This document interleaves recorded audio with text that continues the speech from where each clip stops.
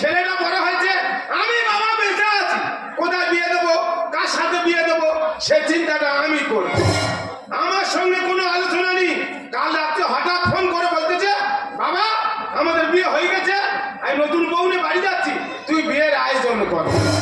বলো তিনি, আজকাল এরা ছেলেরা ভুল করে ফেলেছে, কি করব, মেনে নিচ্ছি, আমার তো একটা সম্মান আছে নাকি। এই তো বিয়ের আয়োজন করেছি, 5 লাখ টাকা অনুষ্ঠান খরচা, সব ক্যাটারিং ওয়ালাদের বলে দিচ্ছি, সব বুফে সিস্টেম, তোলো রে আর খাও রে, তোলো রে আর খাও রে। কিন্তু আমার ঘরের লক্ষ্মী এখনো আসছে না কেন?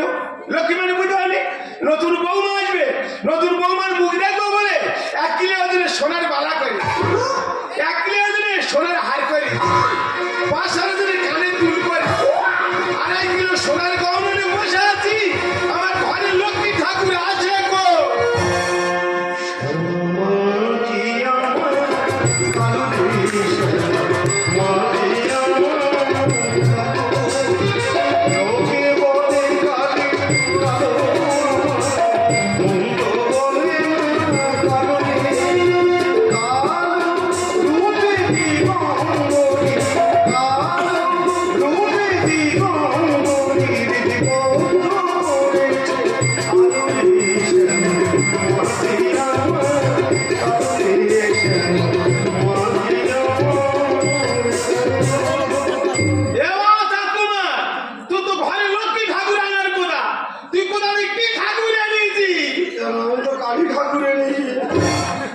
তোমার বয়স হয়ে গেছে, বুড়ো হয়ে গেছে, কখন বলতে কখন মরে যাবে, তুমি আশা করি যে ঠাকুর দেখা, আমি তোমার একমাত্র সন্তান, তোমার আশা না পূরণ করে কি থাকা যায়? সেই জন্য অনেক কষ্ট করে কোমর তুলে দেবে, ঠাকুর জোগাড় করে নিয়ে যেতে হবে বাড়ির। বাবা গো, অত ভেঙে পড়ছো কেন? সেও ঠাকুর আর ইও তো ঠাকুর।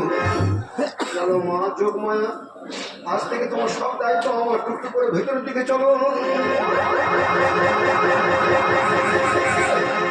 বাবা গো, তুমি অত টেনশন করছো কেন? তুমি কি দেখতে পাচ্ছ না পুরো দেবীর মতো গঠন তো?